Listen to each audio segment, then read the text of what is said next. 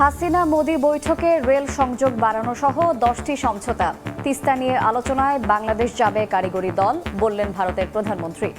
বাংলাদেশ সফরের আমন্ত্রণ শেখ হাসিনার। बांग्लादेश में तीस्ता नदी के संरक्षण एवं प्रबंधन पर बातचीत के लिए शीघ्र ही एक टेक्निकल टीम बांग्लादेश का दौरा करेगी। ভারতের একটা বিরাট অর্থনীতির দেশ, সহযোগিতা পাওয়াটা এটা আমাদের জন্য অত্যন্ত গুরুত্বপূর্ণ এবং এই বন্ধুত্বপূর্ণ সম্পর্কের জন্যই আজকে আমরা অনেক উন্নতি করতে সক্ষম হয়েছি। নয়াদিল্লির রাষ্ট্রপতি ভবনে বাংলাদেশের প্রধানমন্ত্রীকে রাজকীয় সংবর্ধনা, গার্ড অব অনার।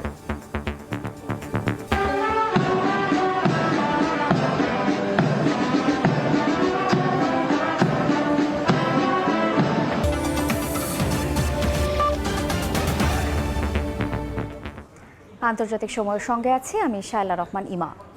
নয়াদিল্লিতে বাংলাদেশ ভারতের দ্বিপাক্ষিক বৈঠক সফল ও ফলপ্রসূ হয়েছে বলে দাবি করলেন দুই প্রধানমন্ত্রী।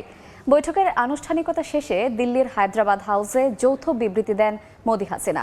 ভারতের প্রধানমন্ত্রী জানান, তিস্তার পানি নিয়ে আলোচনায় শিগগিরই বাংলাদেশে কারিগরি দল পাঠানো হবে। আর প্রধানমন্ত্রী শেখ হাসিনা বলেছেন, আন্তরিক সম্পর্কে দুই দেশের উন্নয়ন এবং বন্ধুত্বের নবযাত্রা শুরু হয়েছে।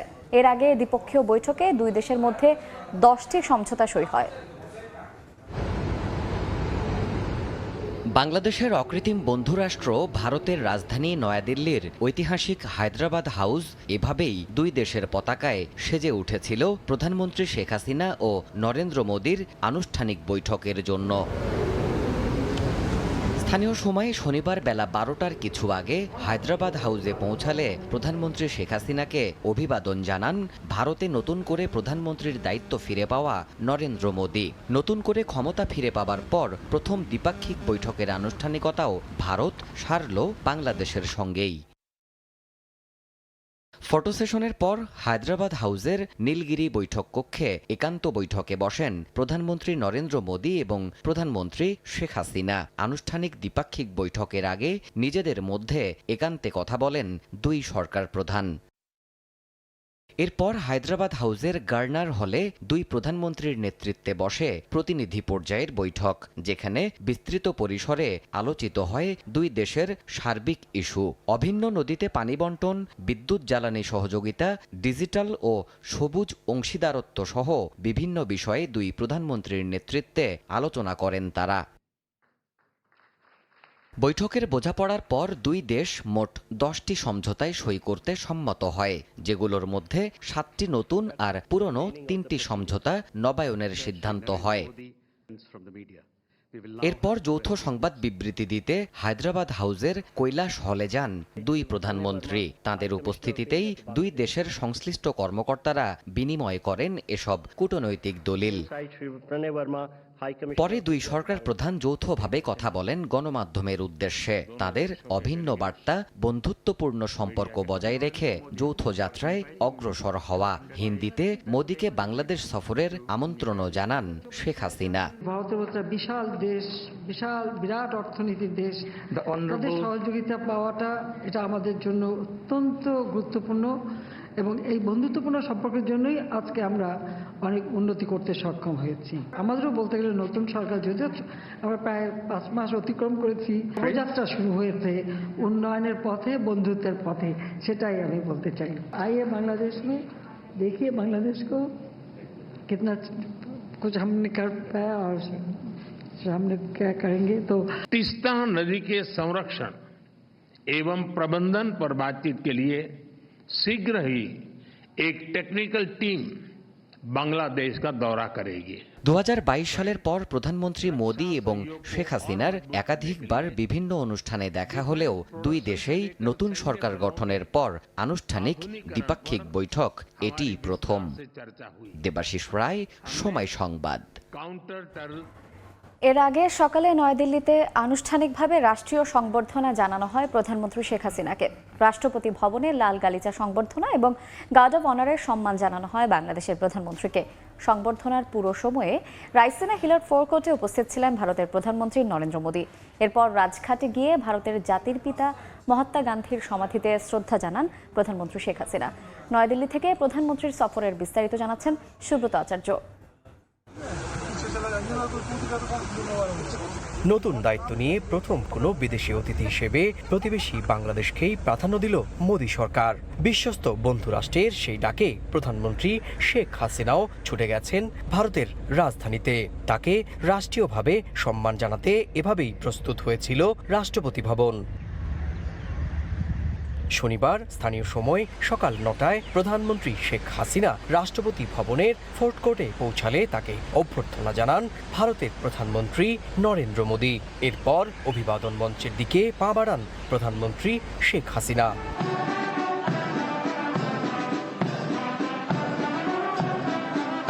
বর্ণাঢ্য রাষ্ট্রাচারে সামরিক বাহিনীর সদস্যরা রাষ্ট্রীয় সালাম জানান বাংলাদেশের প্রধানমন্ত্রীর সম্মানে।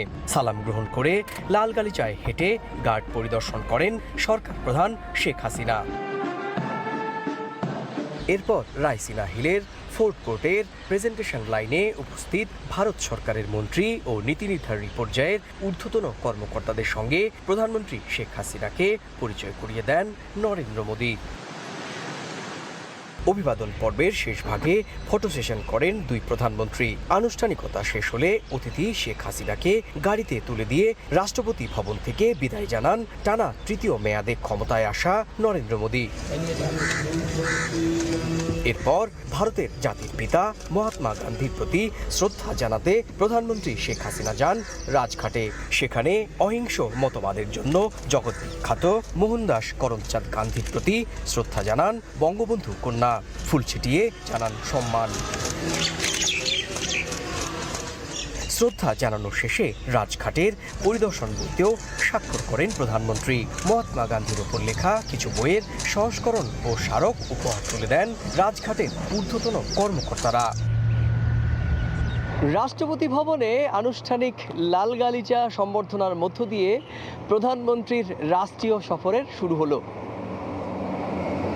হায়দ্রাবাদ হাউসে দুই প্রধানমন্ত্রীর বৈঠকের দিকে তাকিয়ে এখন গোটা বিশ্ব। ভারতের রাষ্ট্রপতি ভবনের সামনে থেকে সুব্রত আচার্য, সময় সংবাদ। ভারত বাংলাদেশের প্রধানমন্ত্রীর দ্বিপক্ষীয় বৈঠক নিয়ে নয়াদিল্লির তাজ হোটেলে ব্রিফিং করছেন পররাষ্ট্রমন্ত্রী ডক্টর হাসান মাহমুদ। আমরা সরাসরি যাচ্ছি সেখানে। The last 15 years time and over the last 10 years time under the leadership of Prime Minister Sri Narendra Modi and over the last 15 years time under the leadership of Prime Minister Sheikh Hasina, the relationship that has been strengthened and has gone to new height. Two Prime Ministers has expressed their willingness to elevate further the relationship.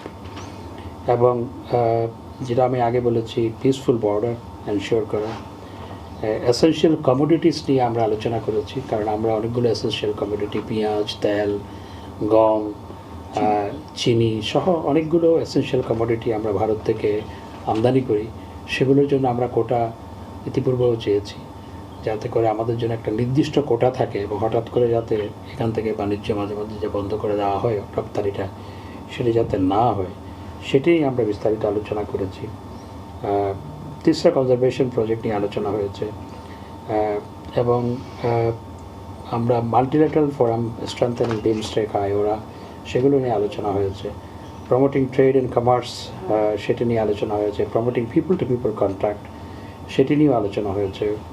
আমি যেটি বলেছি water resource management, অভিন্ন নদী ব্যবস্থাপনা, সেটি নিয়ে আলোচনা হয়েছে। Economic cooperation, further strengthening economic cooperation. আমরা ইন্ডিয়ার সাপোর্ট চেয়েছি। আপনারা জানেন যে ব্রিক্সে যে কোনো ফরম্যাটে ব্রিক্স যদি সিদ্ধান্ত গ্রহণ করে যে নতুন দেশকে সদস্যভুক্ত করবে, সেই ক্ষেত্রেও বা যদি পার্টনার কান্ট্রি করে, যেভাবেই হোক আমরা ব্রিক্সের সাথে সংযুক্ত হতে চাই এবং সেটি আমরা ভারতবর্ষকে বলেছি। ভারতবর্ষ এ ব্যাপারে ইতিবাচক সাড়া দিয়েছে। ভারত বাংলাদেশের প্রধানমন্ত্রীর দ্বিপক্ষীয় বৈঠক নিয়ে নয়াদিল্লির তাজ হোটেলে ব্রিফিং করছেন পররাষ্ট্রমন্ত্রী ডক্টর হাসান মাহমুদ। আমরা এতক্ষণ ছিলাম সেখানে।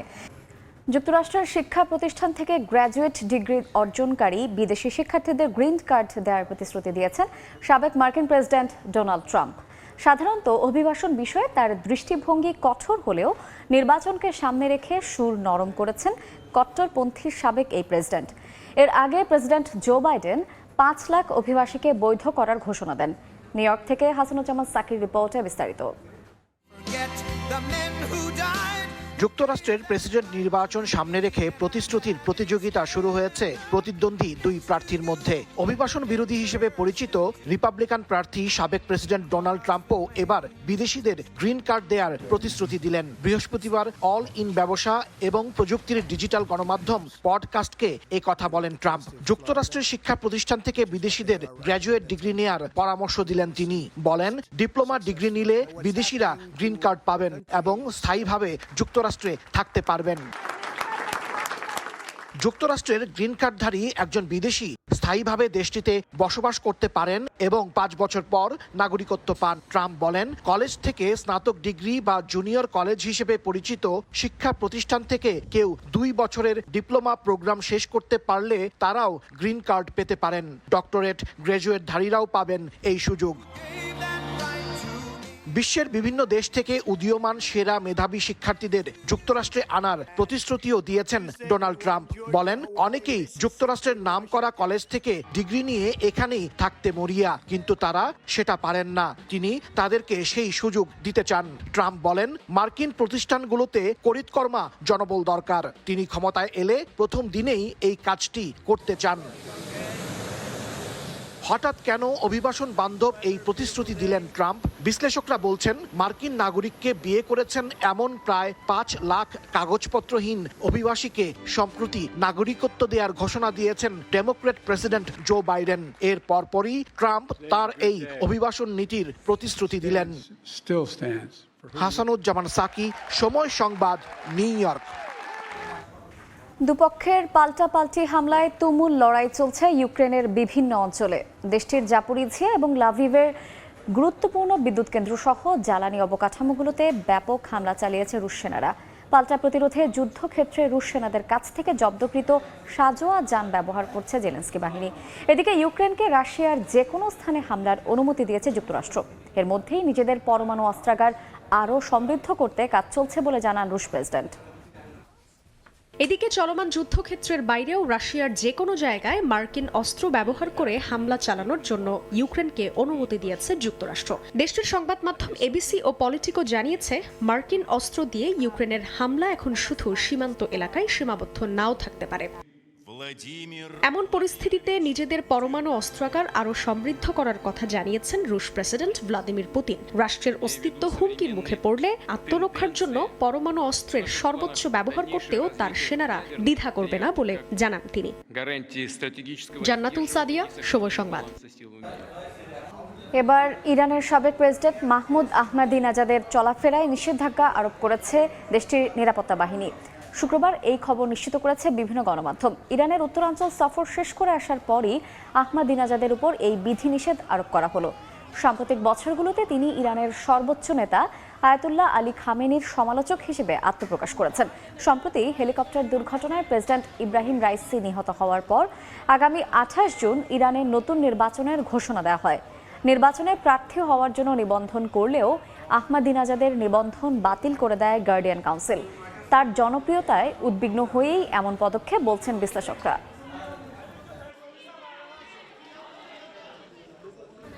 ভারতের মেডিকেল ভর্তি পরীক্ষা নিয়ে বিতর্কের মধ্যেই কেন্দ্রীয় সরকার প্রশ্ন ফাঁস রুখতে একটি আইন কার্যকর করেছে। শুক্রবার গভীর রাতে এই সংক্রান্ত বিজ্ঞপ্তি জারি করা হয়। এই আইনে পরীক্ষা আয়োজনের দায়িত্বে থাকা কোনো ব্যক্তি প্রশ্ন ফাঁসের ঘটনায় জড়িত থাকলে তার সর্বোচ্চ ১০ বছর কারাদণ্ডের বিধান রাখা হয়েছে। সেই সঙ্গে ১ কোটি টাকা পর্যন্ত জরিমানা করা হতে পারে। আর বাইরের কেউ দোষী সাব্যস্ত হলে সর্বোচ্চ ৫ বছর কারাদণ্ড এবং ১০ লাখ টাকা পর্যন্ত জরিমানার কথা উল্লেখ আছে নতুন আইনে। নতুন এই আইন অবিলম্বে কার্যকর হবে বলেও জানিয়েছে ভারতের কেন্দ্র সরকার।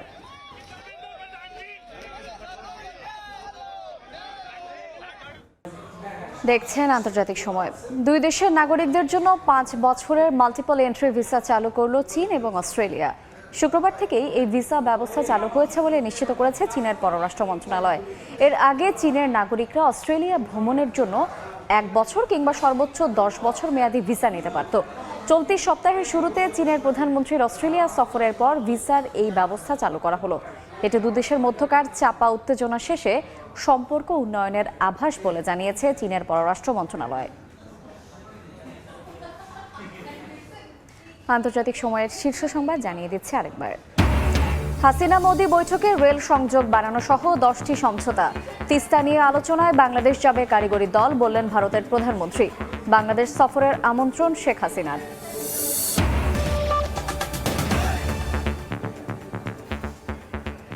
এই ছিল আন্তর্জাতিক সময়। এরপর সময় সংবাদের সঙ্গে থাকবেন সহকর্মী ছোয়া খন্দকার। ধন্যবাদ ইমা। সময় সংবাদ নিয়ে ফিরছি কিছুক্ষণ পর, সঙ্গেই থাকুন সময়ের।